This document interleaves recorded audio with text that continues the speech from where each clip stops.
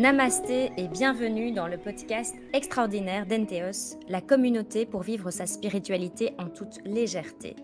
Je suis Ariane Riveros, facilitatrice de l'essentiel, et vous écoutez Je ne suis pas fou, mais le podcast qui explore la conscience infinie à travers des histoires décomplexées de phénomènes dits inexpliqués. Bonne écoute!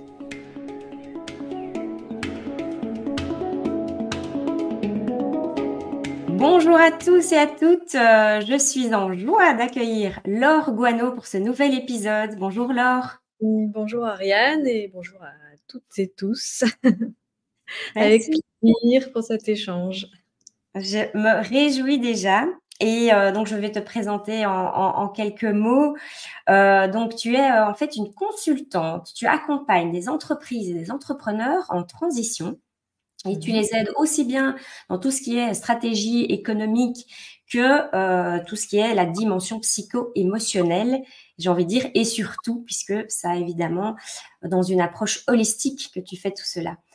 Comme tu as beaucoup d'outils à ton arc, en fait, arrivent vers toi aussi des personnes, des particuliers qui ne sont pas spécialement entrepreneurs, mais qui traversent des caps de vie, puisque tu as développé vraiment cette corde-là de cap de vie, de transition.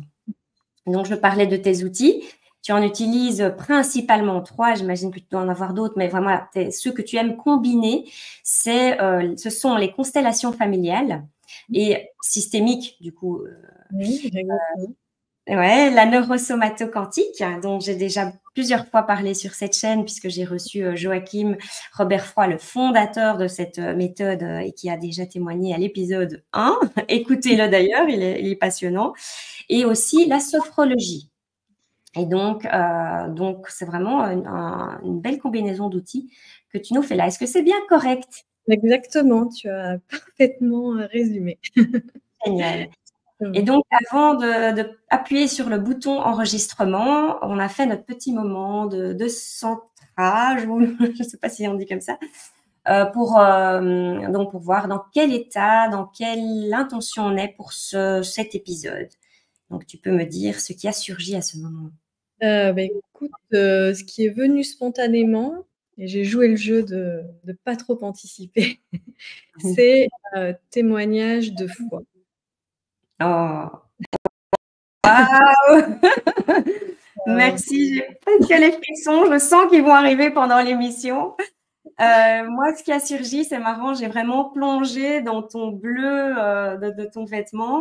Donc, je le dis pour ceux qui sont juste, qui écoutent le podcast juste en audio. Tu as un magnifique polo en V d'un bleu dans lequel on a envie de plonger.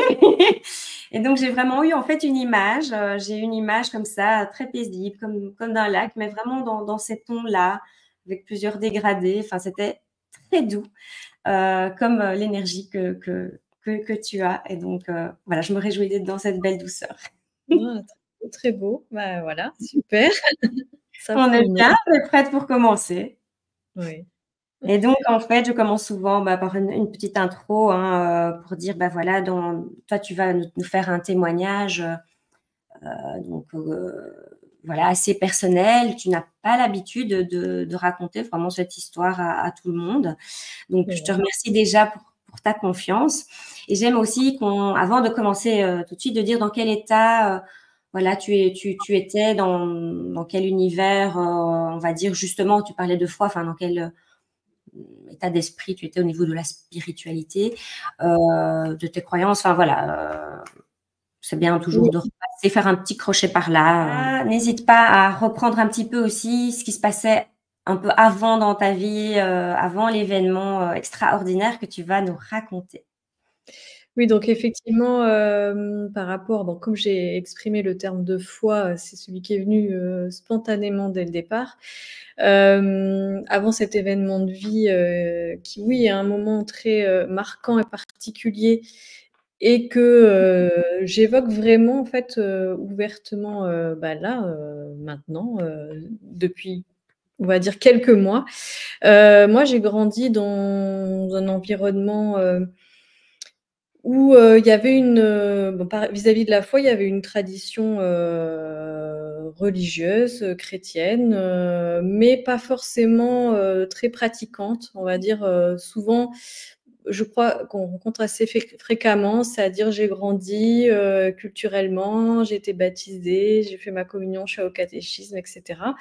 Sans forcément avoir une famille ultra à fond dans la pratique, et plutôt quelque chose de où on parle, enfin, un peu de non-dit autour de ça. Donc moi, par rapport à ça, depuis toute petite, j'avais quand même une sensation, enfin, je me posais beaucoup de questions vis-à-vis de ce monde, bon, aussi avec beaucoup de sensibilité qui m'ont amenée aussi à être un petit peu, à me demander des fois ce que je faisais là sur sur cette terre.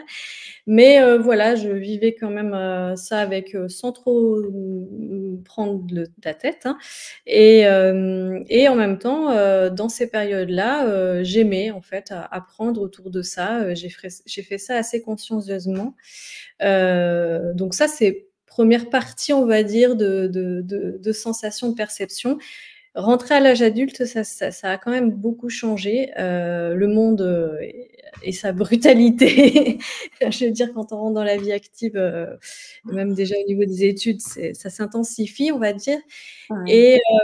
Et là, vis-à-vis de la foi, j'ai eu des épisodes. Alors, c'est pour ça que je distingue le terme religion et le terme foi, parce que ma foi a toujours été présente, en tout cas mon questionnement, ma sensation qu'on n'était pas simplement qu'un corps, que du matériel, et qu'il y avait vraiment une dimension au-delà de tout ça, même au-delà des émotions. Mais là, j'ai eu des expériences pas très sympas sur la sphère des rencontres que j'ai pu faire dans le domaine d'événements de vie, comme un mariage, comme le souhait de faire baptiser mes enfants, par exemple. Et là, je me suis vraiment, j'ai eu un gros mouvement de recul. C'est ouvert pour moi, du coup, une sorte de recherche de me dire, bon, ok, c'est pas une question de religion, tout ça. Et d'ailleurs, voilà, certains événements m'avaient froissée. Et donc, j'ai toujours aimé vraiment les lieux spirituels, les lieux de recueillement. Donc, en fait, je faisais ça en dehors de tout enseignement religieux. Et je suis partie un petit peu en quête intérieure. Et c'est des pratiques comme la méditation, le yoga, qui m'ont apporté à la fois sur du bien-être et ouvert vraiment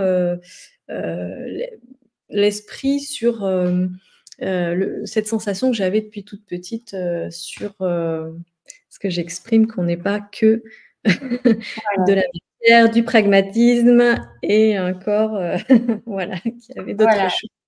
Donc, au moment où comment commence ton histoire, alors elle commence pas de manière extraordinaire, elle commence de manière un peu trash, on va dire, c'est comme on peut le dire. Voilà, tu étais un peu dans cet état d'esprit, en toujours de recherche, tu avais un peu, voilà, et tu étais là-dedans. Tu n'étais pas dans une foi illuminée, etc. Non, tu étais un peu dans cet Voilà, esprit-là. Voilà. c'était quelque chose de vécu intérieurement qui Voilà. m'apportait beaucoup, et de recherche, tu vois? La sociologie, la Ouais. psychologie, c'est pas les études premières que j'ai fait, m'ont toujours questionnée sur, qu'y a-t-il d'autre que et comment tout ça fonctionne, quoi.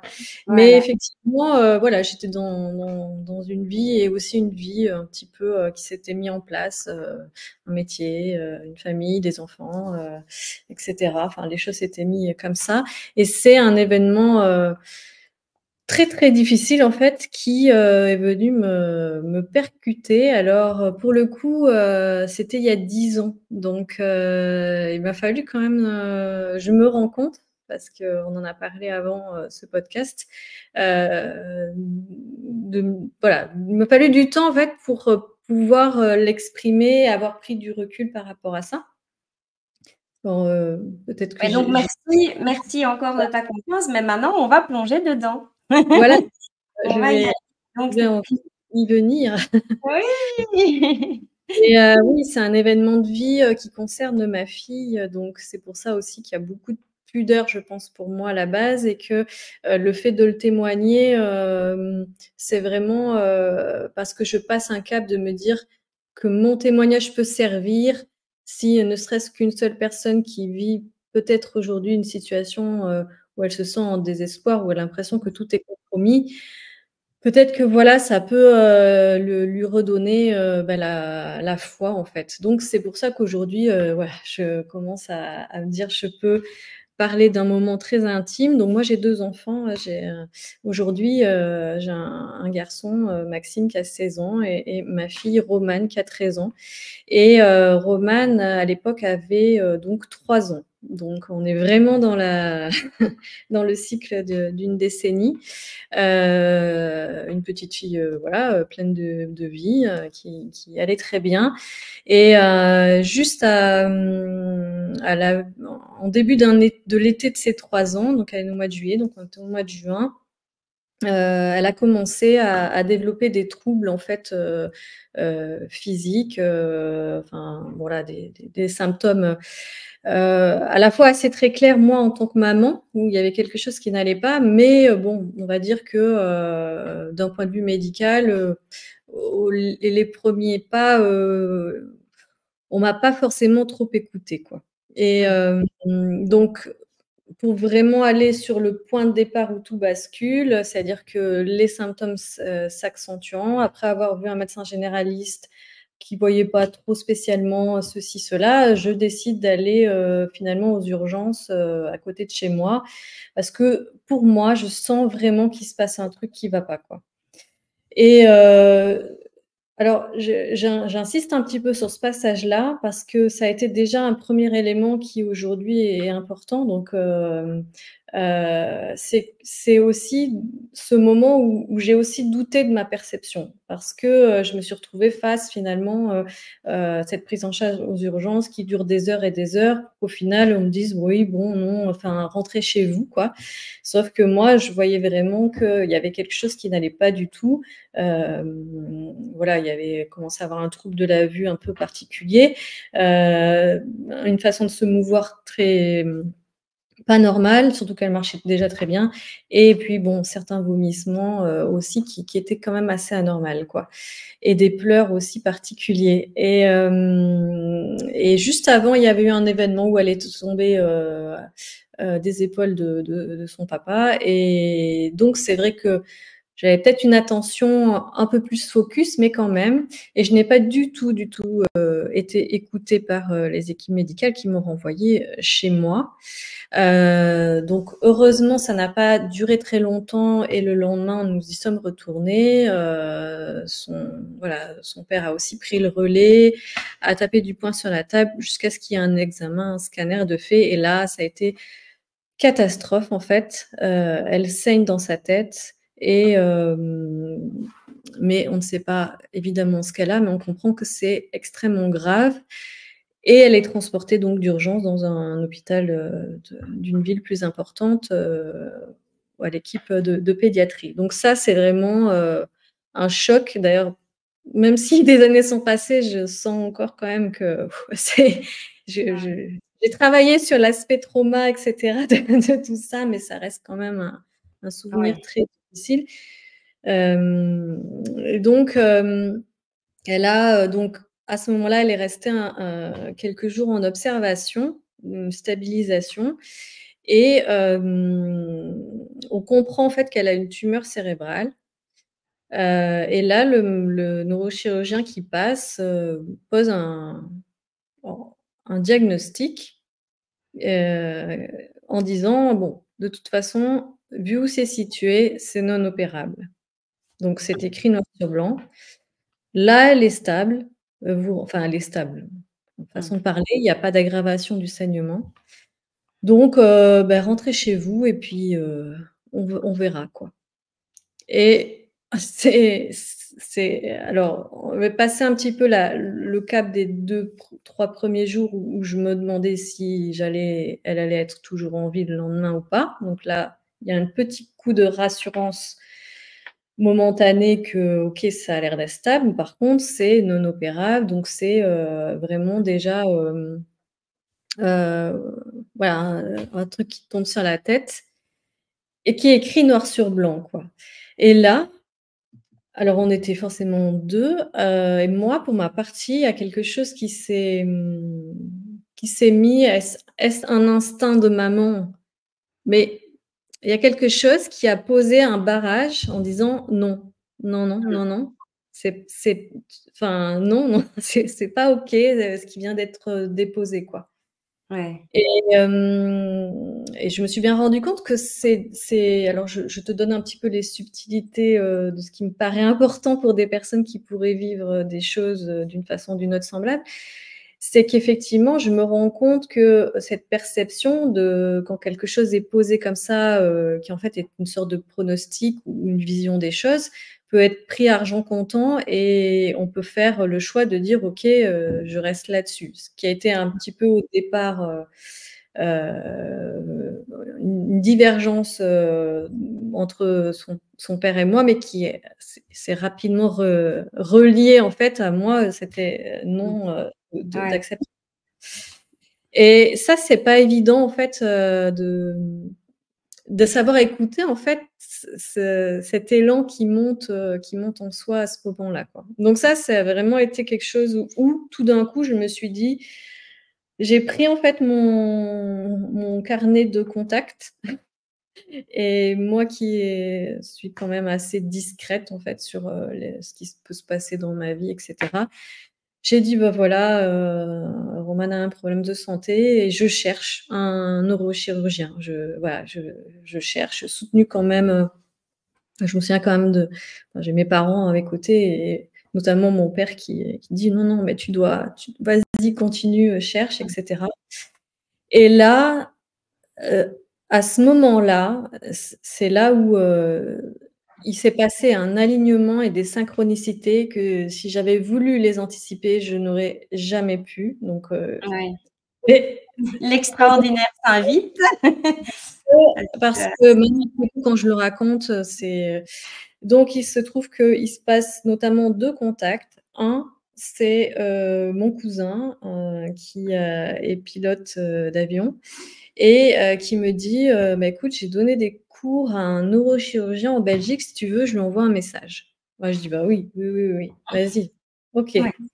Et en parallèle de ça, une collègue au travail qui me dit: «Oh, mais j'ai une amie qui a un problème de santé, qui va voir un neuroradiologue à Paris. Si tu veux, je lui demande, les coordonnées». Bah, je dis: «Oui». En plein mois d'été, autant te dire qu'il y avait pas grand monde dans les circuits médicaux, enfin avec les congés, hein, Ouais, je veux c'est dire. vrai, ouais.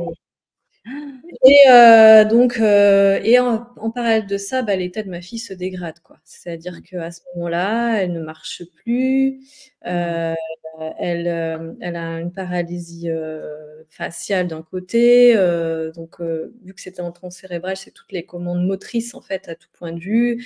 Donc elle a les yeux, enfin, elle a un strabisme, problème de déglutition, enfin, il y a de tu vois, toute une dégradation de son état qui est dure à gérer, et à ce moment-là, j'ai ce premier er neurochirurgien belge qui rentre de congé, qui n'aura jamais vu ma fille. Elle n'a jamais été reçue, dans un hôpital en Belgique. Elle est enregistrée nulle part là-bas, mais lui, il a pris son téléphone, je l'entendais rentrer de congé, demander qu'on lui passe les images que j'avais, transmis avant et m'appeler en direct et me dire, «OK, je suis en train de regarder les images. Effectivement, je vois, c'est très voilà, très, très compliqué» et là, tout d'un coup, il me dit: «Mais madame, je vois une possibilité, c'est extrêmement risqué, mais le risque de ne rien faire est largement supérieur au risque de faire quelque chose. Donc, autant dire que le risque de faire quelque chose, ce qu'on nous avait dit à Bordeaux, c'était bah, que tu pouvais, qu'elle pouvait rester entre guillemets, sur la table d'opération, ne jamais en sortir. C'est ce qu'on nous avait, bien fait comprendre. Mais lui me dit en fait qu'il voit quelque chose, quoi. Et il me dit: «Par contre, il faut que vous alliez, à l'hôpital Necker à Paris», quoi. Et ça, cet homme-là, que je ne connaissais absolument pas, je le dis plus tard, j'apprendrai que c'est un grand, grand neurochirurgien, c'est le professeur Born en Belgique, que je suis arrivée comme ça à l'avoir au téléphone et Incroyable. Ça, déjà c'est c'est incroyable. En plein mois, comme tu dis, estival, enfin, ou déjà en temps normal, Et en parallèle de ça, le neuroradiologue qu'on m'avait recommandé, je t'avouerai que moi, à l'époque, neuroradiologue, neurochirurgien, enfin bref, il y avait neuro dedans, je prends le rendez-vous, sa secrétaire comprend au téléphone et dit, bon, bah, dès qu'il rentre de congé, vous avez un rendez-vous.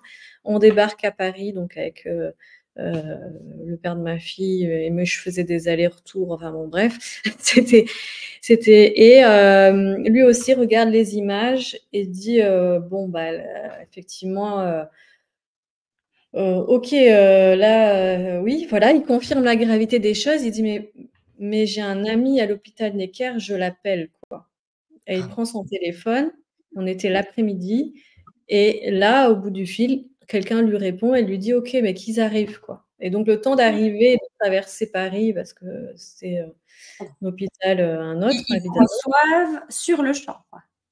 Et en fait, on est arrivé dans l'hôpital Necker à 19h, les secrétariats étaient fermés, on est monté dans des couloirs, on nous avait dit vous allez, donc on est passé comme ça, on arrive dans un couloir et on attend devant une porte, on savait même pas, et puis tout d'un coup, quelqu'un ouvre la porte, donc un monsieur une bonne, je ne sais pas quel âge il avait, mais les cheveux grisonnants, etc. Il dit qu'est-ce que vous faites là? On attend le professeur Sainte-Rose.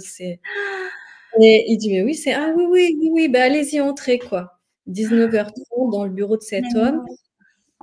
Je ne savais pas non plus du tout, enfin, nous ne savions pas du tout qui c'était. Il y avait Roman dans sa poussette à côté et il prend les images, il commence à mettre les images et je lui explique, je dis voilà, il y a un professeur en Belgique et je prononce le nom et là je vois qu'il me regarde, il dit oula, si Born a dit ça, il va regarder. Je sens en fait que il y avait vraiment encore quelque chose de très fort dans ces rencontres.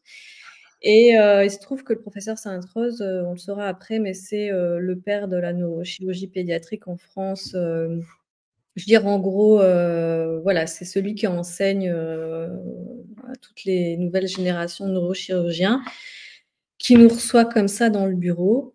Et il dit donnez-moi la nuit, je vous rappelle demain matin pour vous dire ce qu'on a fait, quoi. Là, sur le coup, la tête était dans le guidon, comme on dit, voilà, bien décidée à suivre. Je crois que il n'y avait pas de mental là-dedans, il y avait que suivre toutes les portes qui s'ouvraient. Et le lendemain, il dit, nous étions vendredi. J'ai pas mon calendrier sous les yeux, mais c'est des moments marquants. Lundi matin, Roman sera opéré, quoi. Waouh. Vous avez déjà conscience des risques. On avait déjà été suffisamment briefés pour savoir, mais bon, nous, on fait le choix de la confier entre les mains de cet homme et de son équipe pour cette opération. Et il y a eu quand même, un petit épisode avant tout ça, où au moment où je te disais que son état se dégradait, j'étais, comme elle tenait plus toute seule debout, etc. Une scène très très marquante pour moi où je décris une scène de vie, mais je dois prendre ma douche et je suis toute seule à la maison et du coup je la mets, tu vois, à côté de moi par terre dans la baignoire pour voilà, me doucher et m'occuper d'elle et là, c'était un moment très difficile. Je sentais qu'elle, à 3 ans, compliqué de savoir ce qui se passe en elle. Elle avait pas tout à fait 3 ans, elle allait les avoir et elle commençait à s'agripper, et cetera. Et là, il y a une phrase qui est montée en moi: «Romane, tu vas remarcher». Mais si tu veux, j'ai pas dit, «Je vais te faire remarcher, je vais trouver une so». Il y a eu un mouvement comme ça. Cette scène, elle est mémorisée visuellement, et cetera, où il y a voilà, ça s'est posé comme ça, comme comme si elle était déjà guérie, en fait, alors que si tu veux, si je commence à réfléchir, j'étais loin de savoir ce qui allait se faire, quoi. Donc tout ça, c'est venu aussi Pas ton conforter. mental, c'est ça, tu as identifié que c'était pas ton mental qui a dit ça à ce moment-là pour la Bah oui, rassurer. si mon mental avait parlé, il aurait dit, «Bah oui, mais attends, il faut prendre un rendez-vous là, il faut faire ça, mais les autres, ils Ouais. t'ont dit que», enfin bon.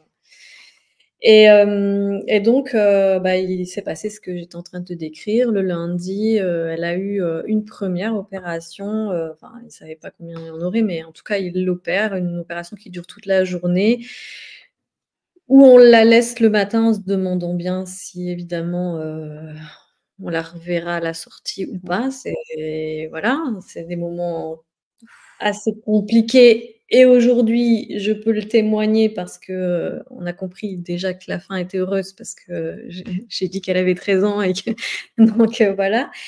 Mais sur le moment, voilà, une très, très lourde opération, à l'hôpital Necker.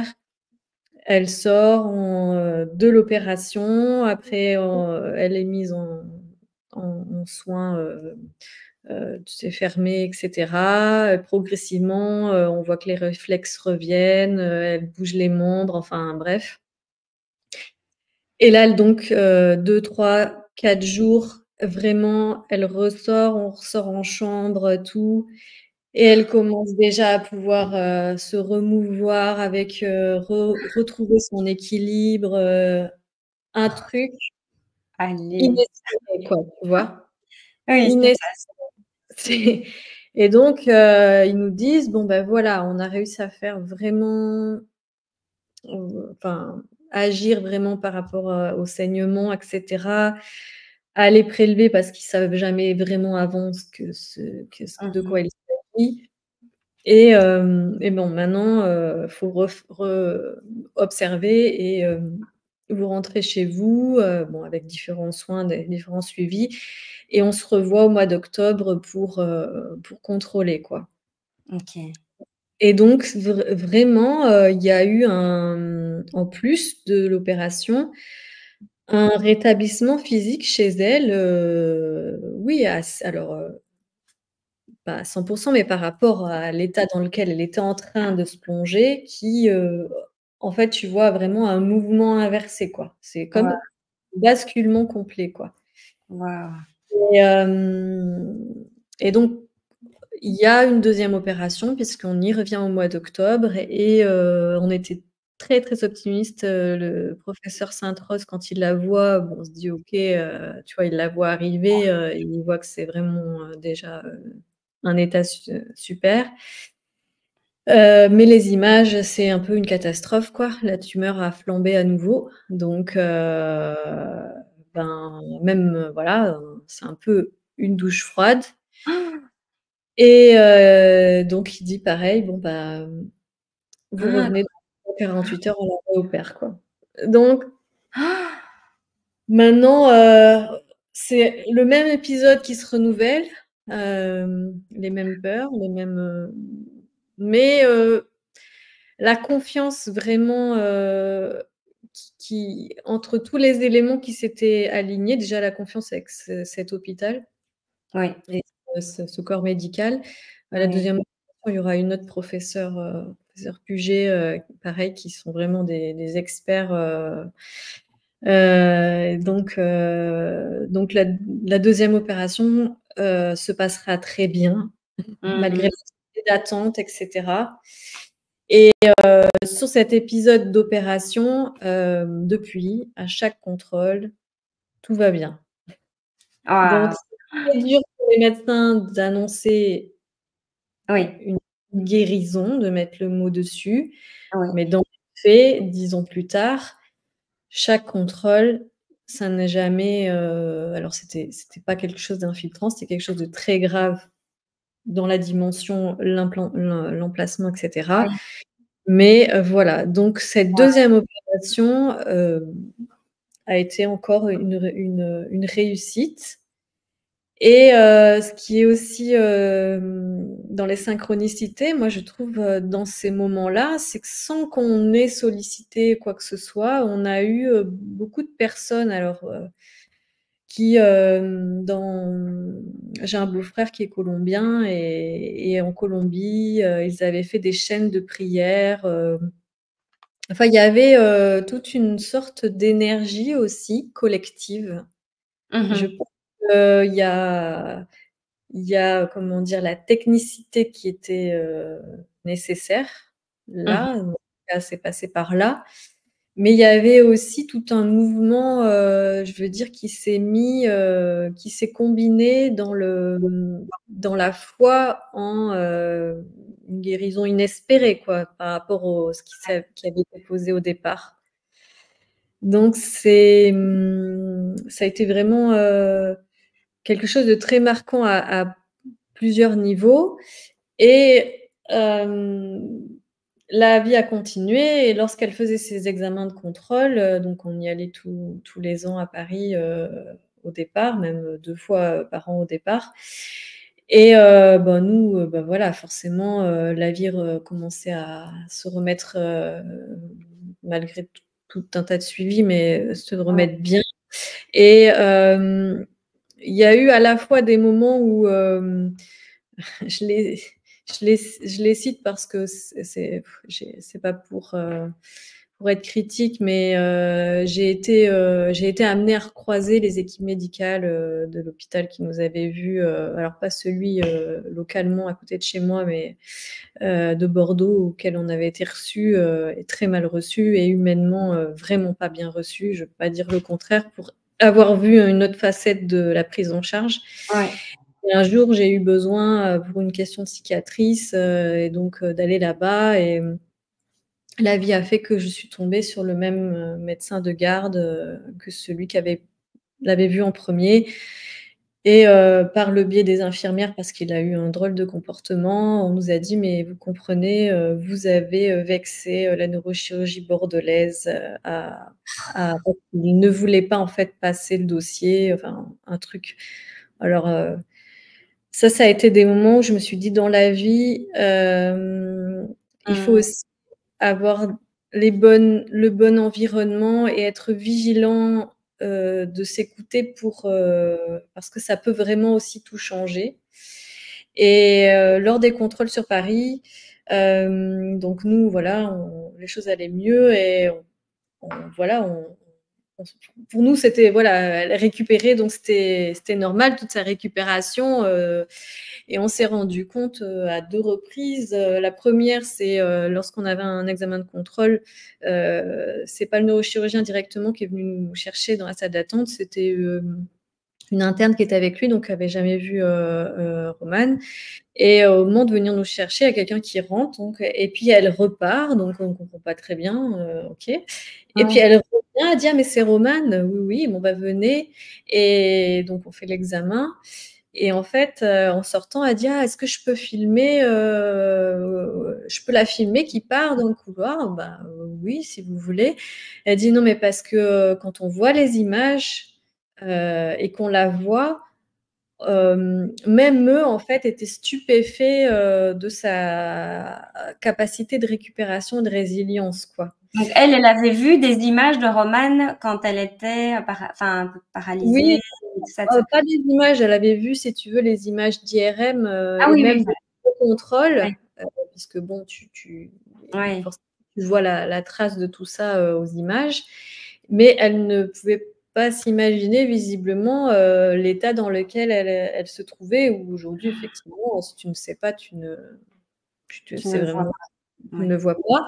Et un autre épisode de ce type, c'est celle qui a participé à la deuxième opération, qui nous a reçus après dans les suivis. Et il nous avait demandé de faire une photo de Romane. OK, elle dit: «Mais vous inquiétez pas, je cache les yeux».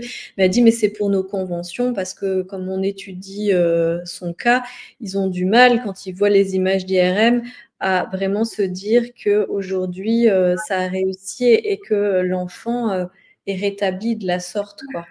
C'est Et là, fou. tu Oui. mais là, voilà, je crois qu'après coup, il y a une mesure, même plus Ouais. que ce qu'on a, enfin, même si on a vu, voilà, enfin, on C'est avait bien. déjà totalement inespéré, mais ça paraît assez inespéré même pour les équipes médicales qui ont opéré. Ils se rendent compte enfin voilà, c'est incroyable quoi, de l'effet.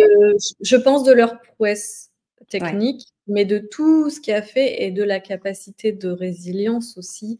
Mhm. Alors c'est vrai qu'un enfant récupère mieux qu'un adulte, mais enfin ça aussi c'est des idées, mais c'est Ouais, ce qu'on dit, ouais, parce que je pense que du coup c'est la capacité de l'adulte, elle est pas moindre qu'un enfant, mais disons que la ouais, plasticité fait que, ouais, mais voilà. mais voilà, c'est un Bon, épisode, voilà, très heureux parce que j'ai croisé forcément beaucoup de familles. J'ai découvert, le monde de la maladie chez l'enfant, dans des choses très difficiles et même moi, j'ai toujours eu à cœur de me dire comment soutenir, toutes ces problématiques et cetera, mais c'est vrai que, c'est pas forcément évident, voilà, de pouvoir accompagner quand toi-même tu pourrais faire tant de projections, dans la situation qui est vécue en face, quoi. Et, et donc ça a vraiment été pour toutes les raisons que je suis en train d'évoquer. Alors j'ai essayé d'exprimer au fur et à mesure. ouais, Toi, à un moment donné, ouais, quand même du désespoir, quoi. On est passé, un espoir, une foi et une guérison, qui était inespérée, quoi, tu vois? c'est fou.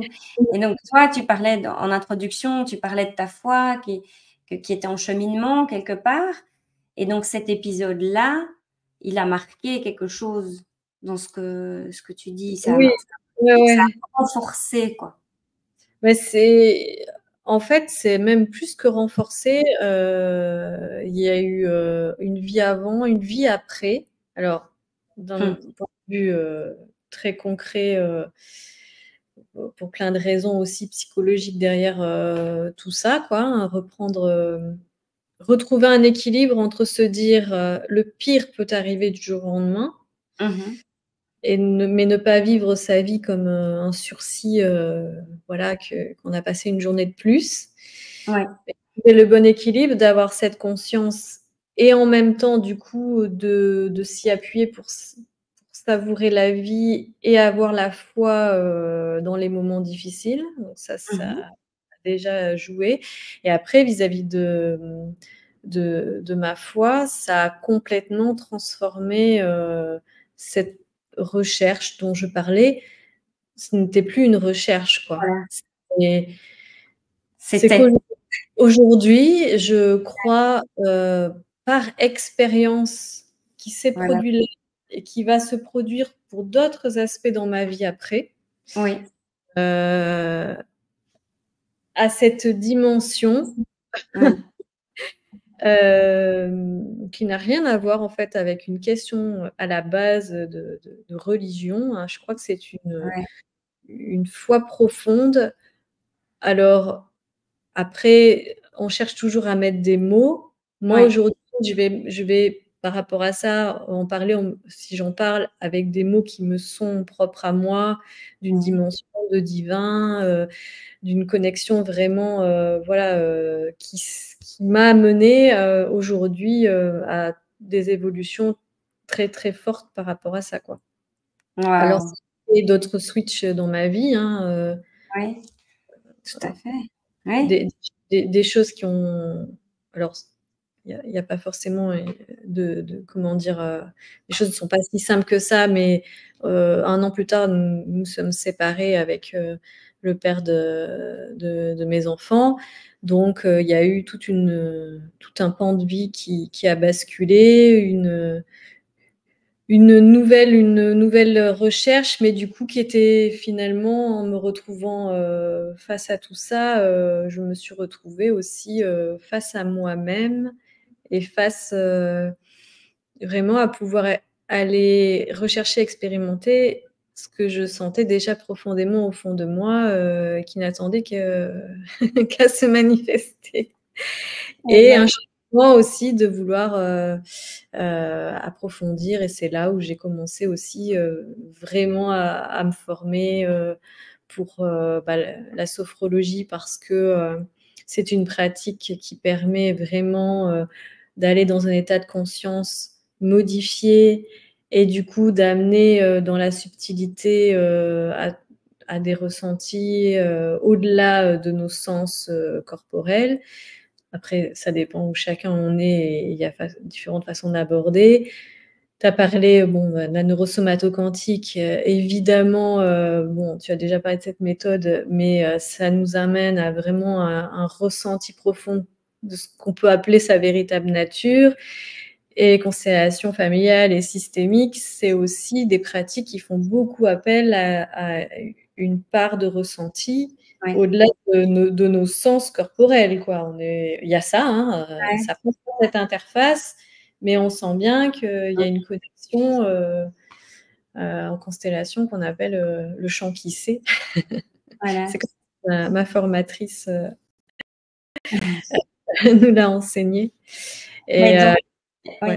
Excuse-moi, je fais une petite parenthèse parce que j'ai vécu une constellation familiale transgénérationnelle avec toi que tu as animée. Et en effet, tu parlais vraiment de cette confiance et quelque part de cette foi dans le fait que même si c'est des gens qui n'en avaient jamais fait, moi j'en avais pas fait des comme ça, et il y avait plusieurs participants qui étaient dans ce cas-là, c'est super puissant et les gens vont ressentir des choses, ils sont dans le champ et tu as confiance et non seulement tu as cette foi, mais tu as aussi la capacité d'insuffler cette foi et cette confiance et de mettre vraiment. J'ai pas été dans le doute. Tu nous as accompagnés dans cette douceur, dans cette dans cette. C'est vraiment cette foi, quoi. Enfin, et quelque part, c'est transmis en fait. Donc voilà, si vous êtes intéressé par des constellations familiales, je ne peux que la recommander vraiment. Familiale, transgénérationnelle, systémique, et elle peut combiner avec la NSQ, ce qui rend et la sophro. Enfin voilà, donc c'est vraiment très très très puissant. Et justement, si ça intéresse des téléspectateurs, des auditeurs, où est-ce qu'on peut te retrouver voilà, si des gens se disent mais j'aime bien ton son énergie, les caps de vie, ça me parle, elle en a vécu des switches et voilà, ça me parle de faire un accompagnement chez elle. Est-ce que ça se passe? Pour me retrouver, j'ai une page Facebook où j'essaye de publier quand j'ai le temps, etc. Mais dans tous les cas, il y a mes coordonnées. Voilà. J'interviens aussi assez Laure Guano. Oui, tout est à mon nom en fait. J'ai pas assez simple. J'interviens aussi avec l'académie aussi NSQ. Parce que ça me passionne évidemment, enfin tout ça. Donc, mais voilà, mon prénom, mon nom. Il y a une page Facebook. Je suis aussi sur LinkedIn, mais c'est l'angle un peu plus entreprise. Mais les constellations en entreprise, il y a des facettes super intéressantes aussi, parce qu'il y a beaucoup de loyauté qui se joue ça doit être aussi passionnant. Entrepreneurial. Et oui, et sur ce que tu décris, je pense que c'est quelque chose vraiment de super important. Moi, tout ce que je transcris là, c'est avec beaucoup d'authenticité. Ce sont des évidences en fait qui se sont placées à moi. Je crois que, et même après, dans d'autres épisodes de vie, on n'en parlera pas là, mais c'est vrai que quand ça passe par l'expérience, il n'y a plus de questions ni d'essayer de convaincre, etc. Il y a des gens qui sont prêts à vivre des choses d'autre part. Enfin, il y a d'autres chemins, peu importe. Mais par contre, il y a une évidence pour moi qui s'est placée. Et c'est peut-être ce que tu ressens dans ce moment-là. Et de faire vraiment confiance et que c'est une mise au service en fait du mouvement de la vie, du mouvement du divin, si ça parle pour les personnes. En tout cas, on met le mot que l'on veut, en tout cas, de quelque chose qui nous dépasse et qui est presque palpable de manière subtile et non visible avec notre sens, on va dire, de la vue, mais qui est là, qui est comme mis à disposition de tout le monde, en fait, c'est ça, de tout le monde. Alors, je veux pas faire croire, et comme on l'a vu dans mon parcours, c'est passé par de la médecine, c'est passé par les mains de chirurgiens. Donc, mais moi, je crois à la combinaison en fait des choses que la matière est au service, nos capacités sont au service, mais pour que le côté lumineux ou positif ou miraculeux dans certaines situations puisse passer par notre interface biologique et matérielle, le premier pas, c'est l'espoir. De l'espoir vient la foi et de la foi arrive, on va dire, des Alléluia.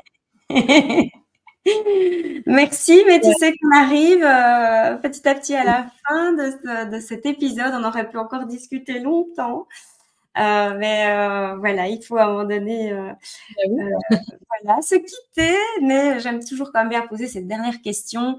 Quel est le type de phénomène inexpliqué que tu aimerais bien ou que te passionne ou qui attire ta curiosité ça serait quoi? Si tu pouvais inviter quelqu'un, enfin, dans mon émission, il témoignerait quoi?